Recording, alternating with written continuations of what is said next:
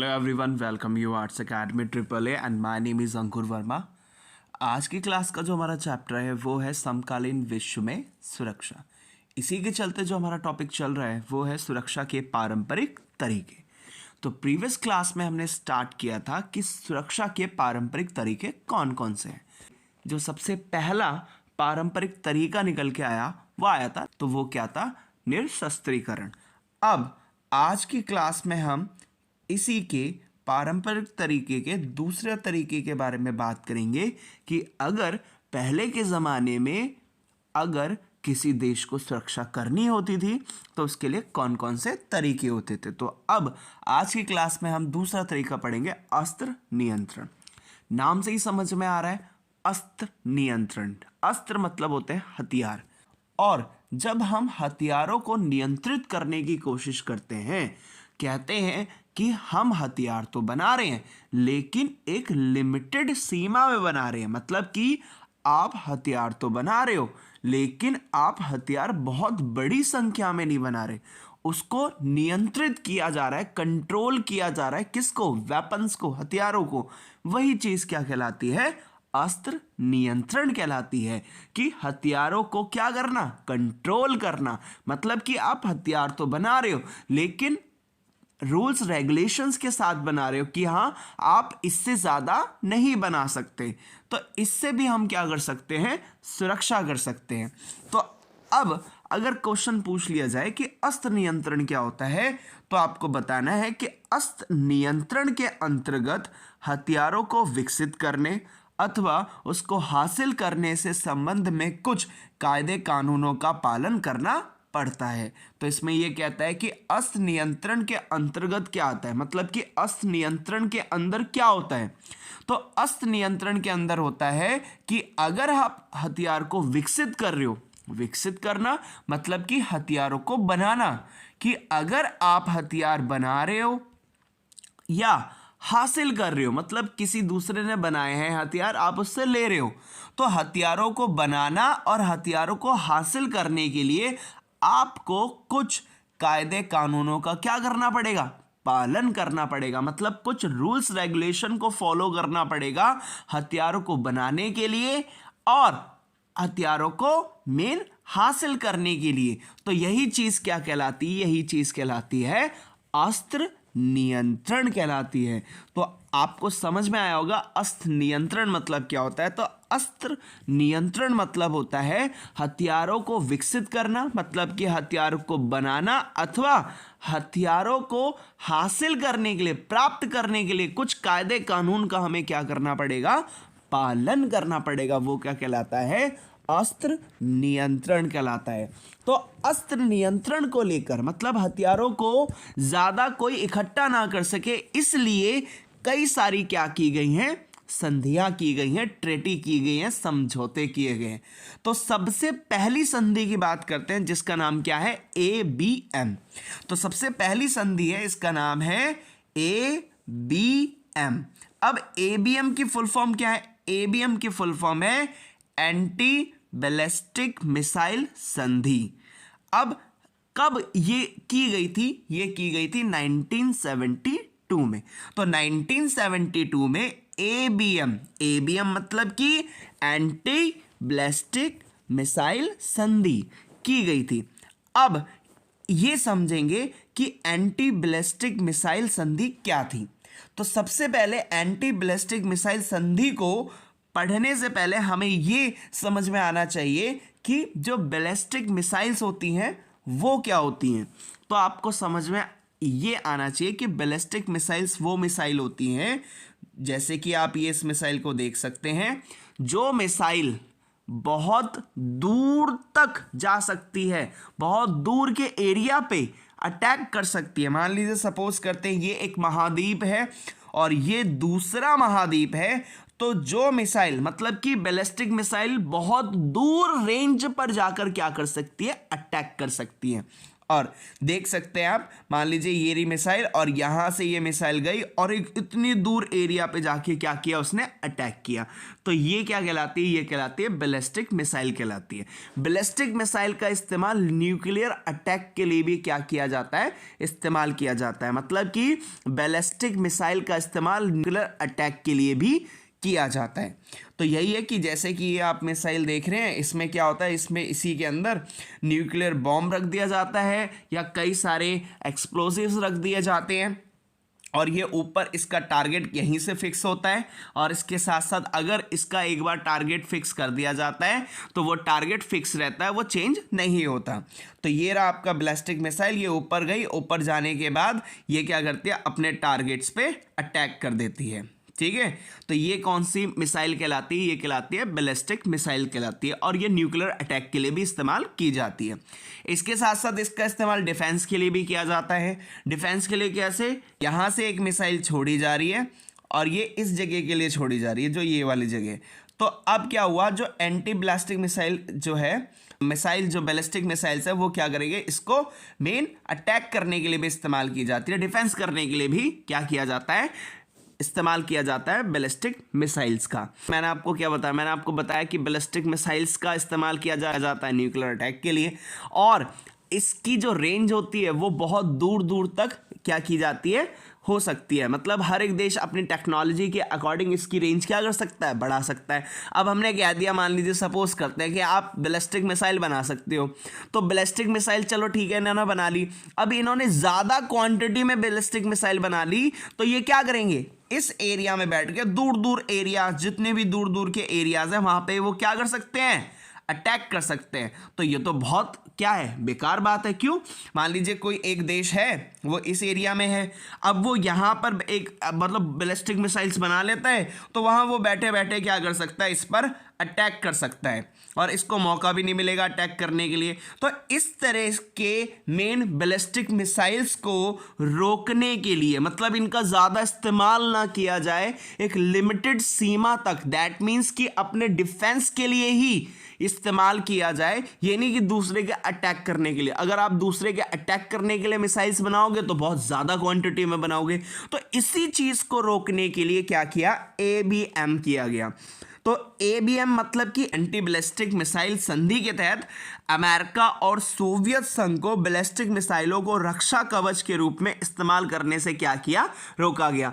कि main America और Soviet संघ इसका इस्तेमाल किस लिए करती थी, इसका इस्तेमाल करती थी भाई मेन डिफेंस के लिए। अब डिफेंस के लिए बहुत ज़्यादा मिसाइलें बना रही थी, अब डिफेंस के लिए बना रही हैं तो इसके साथ साथ उनका डिफेंस के बाद वो उनसे अटैक भी करवा सकती है, न्यूक्लियर अटैक भी कर सकती हैं, एक्सप्लोसिव्स बहुत बड़े बड़े अटैक्स कर सकती हैं। तो बैलिस्टिक मिसाइल्स का इस्तेमाल कम करने के लिए क्या किया गया, संधि की गई और इस संधि का नाम क्या है, ABM। कब की गई थी, 1972 में। अब आ जाता है सेकंड, जो अस्त्र नियंत्रण के लिए की गई थी, वो है सॉल्ट सेकंड। इसकी फुल फॉर्म क्या है, इसकी फुल फॉर्म है सामरिक अस्त्र परिसीमन संधि 2। इंग्लिश में इसको क्या कहेंगे, इंग्लिश में इसको कहेंगे strategic arms limitation treaty, salt second. अब स्ट्रेटेजिक आर्म्स लिमिटेशन ट्रेटी, अगर हम सॉल्ट सेकंड की बात करें तो ये क्या किया जाता है, इसमें मेन आर्म्स लिमिटेशन की बात की जा रही है। आर्म्स मतलब होता है हथियार और इसके साथ साथ लिमिटेशन मतलब होता है उसको लिमिटेड करना या नियंत्रित करना। तो अब यहां पे स्ट्रेटेजिक मतलब कि रणनीतियों के थ्रू, मतलब कि रणनीतियां मतलब प्लानिंग्स के थ्रू हम क्या करेंगे, हथियारों को कम करेंगे, लिमिटेड करेंगे। तो इसके लिए ये ट्रेटी की गई थी कि हथियारों को हम कम करने के लिए स्ट्रेटेजी बनाएंगे, तरीका बनाएंगे कि भाई हाँ, हमें कौन कौन से हथियारों को इस्तेमाल करना और कौन कौन से हथियारों को इस्तेमाल नहीं करना। इसी चीज के लिए ये संधि की गई है और इसका नाम क्या है, सॉल्ट सेकंड। तो सॉल्ट सेकंड आपको समझ में आया होगा। स्ट्रेटेजिक मतलब स्ट्रेटेजी बना के, प्लानिंग करके हम आर्म्स को क्या करेंगे, हथियारों को क्या करेंगे, नियंत्रित करेंगे, कंट्रोल करेंगे, लिमिटेड करेंगे। यही क्या कहलाती है, सॉल्ट सेकंड में बात की गई।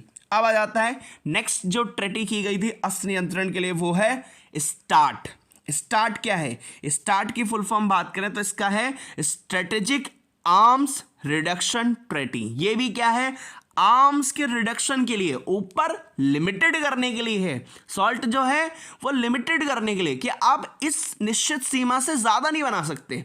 और इसके साथ साथ जो स्टार्ट है वो रिडक्शन करने के लिए की गई है। रिडक्शन मतलब कि आपके पास ज्यादा हथियार है तो भाई उसको क्या करो, कम करो। तो ये क्या किया गया है, ये किया गया है स्टार्ट में। तो स्टार्ट में क्या है, स्ट्रेटेजिक तरीके से हम आर्म्स मतलब हो गया हथियार, उसको क्या करेंगे, रिडक्शन करेंगे। ऊपर वाले में सॉल्ट में हम लिमिटेड करेंगे, लिमिटेड मतलब कि हम ज्यादा नहीं बनाएंगे। और मेन स्टार्ट में जो हमारे पास बहुत ज्यादा हथियार हो चुके हैं उसको हम क्या करेंगे, रिड्यूस करेंगे, कम करेंगे। ये किस में किया गया, स्टार्ट में किया गया। तो इसकी फुल फॉर्म क्या है, स्ट्रेटेजिक आर्म्स लिमिटेशन ट्रेटी, और हिंदी में कहेंगे सामरिक न्यूनीकरण संधि। न्यूनीकरण मतलब कि हथियारों को कम करने के लिए की गई है। तो दोनों आपको समझ में आ गई होंगी। अब आ जाते हैं आगे। एक बार देख सकते हैं ये आपके ये सॉल्ट सेकंड ट्रेटी हो रही है। एक तरफ रशिया है और दूसरी तरफ यूएस है। इसके साथ साथ ये तो सॉल्ट की है। अब ये आप देख सकते हैं हथियारों को रिडक्शन करने के लिए क्या की गई है, संधि की गई है। और इसका नाम क्या है, इसका नाम है आपका स्टार्ट। अब सबसे मोस्ट इंपॉर्टेंट अगर हम बात करें एनपीटी की बात करते हैं।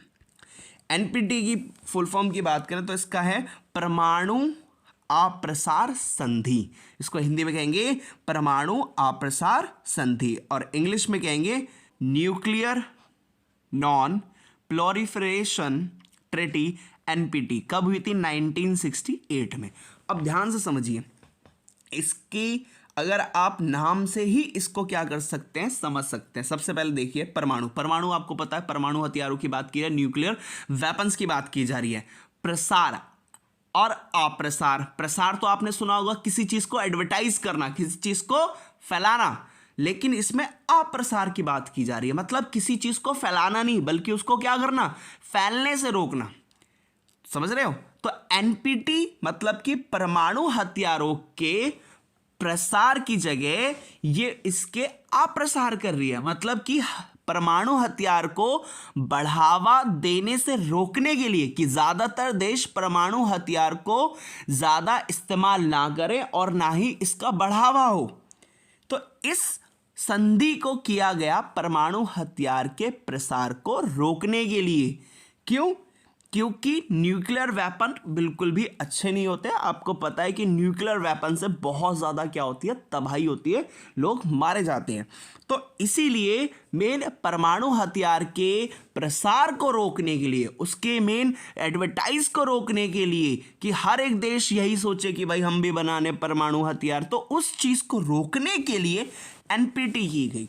एनपीटी मतलब यही परमाणु अप्रसार संधि की गई। कब की गई थी, 1968 में।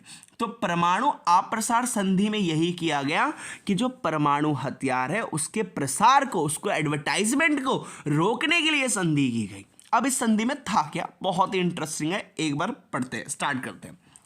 अब इसमें क्या किया गया, इसमें टारगेट रख दिया गया। अगर आपको मैं नॉर्मल बताऊं तो मान लीजिए एक एग्जाम्पल के थ्रू बात करते हैं। मान लीजिए सपोज करते हैं एक एग्जाम होने वाला है और इस एग्जाम की डेट, मतलब कि इसके जो फॉर्म आया है वो 1 तारीख को आया है और इसकी जो लास्ट डेट है वो है 10 तारीख। तो अगर किसी चीज़ का भी कोई भी एग्ज़ाम हो रहा है तो उसके लिए आपको रजिस्ट्रेशन कराना है या इसकी फीस जो भी है एग्ज़ाम की सबमिट करने की, वो डेट है 1 से लेकर 10 तक की है। ठीक, 1 से आपके रजिस्ट्रेशन शुरू हो जाएंगे और 10 तक आपकी लास्ट डेट है, उसके बाद वो ख़त्म हो जाएंगे। तो जितने भी कैंडिडेट होंगे जो इस एग्ज़ाम को देना चाहते हैं, चाहे वो सीटेट का हो या सीयूटी का हो या आईपीएस आईएएस का, मतलब कुछ भी हो, यूपीएससी, कुछ भी, कोई भी एग्ज़ाम हो, सपोज कर सकते हैं।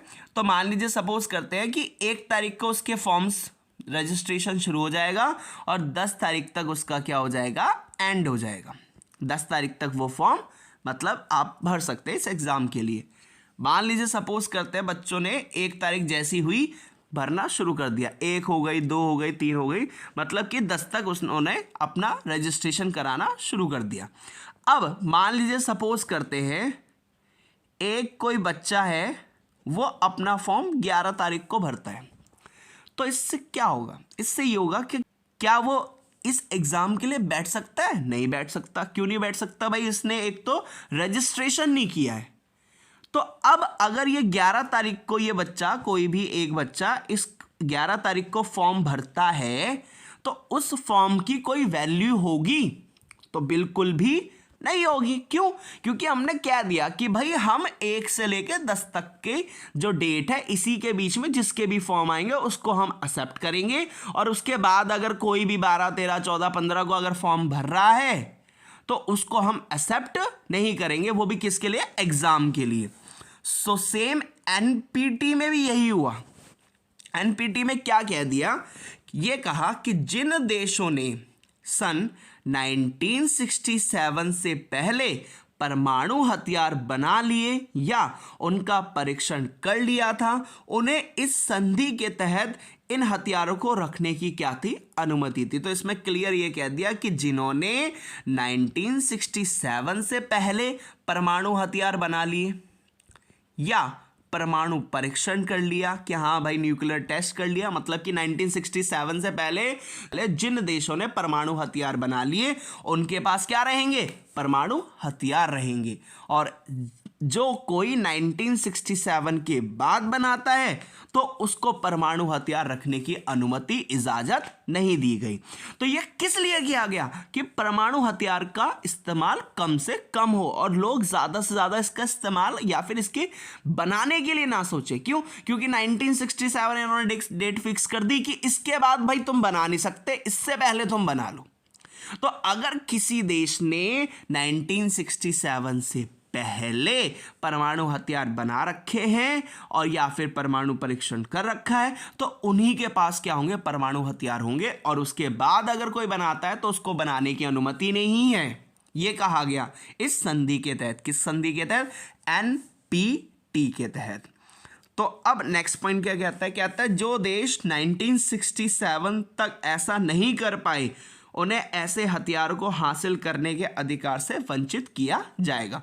तो इस संधि में यही कहा गया कि जिन देशों ने 1967 से पहले अगर परमाणु हथियार बना लिए या उनका टेस्ट कर लिया तो उन्हीं के पास हथियार रहेंगे, परमाणु हथियार रहेंगे। और अगर उसके बाद वो बनाते हैं तो उनको बनाने का अधिकार नहीं दिया गया, उनके पास परमाणु हथियार नहीं होंगे।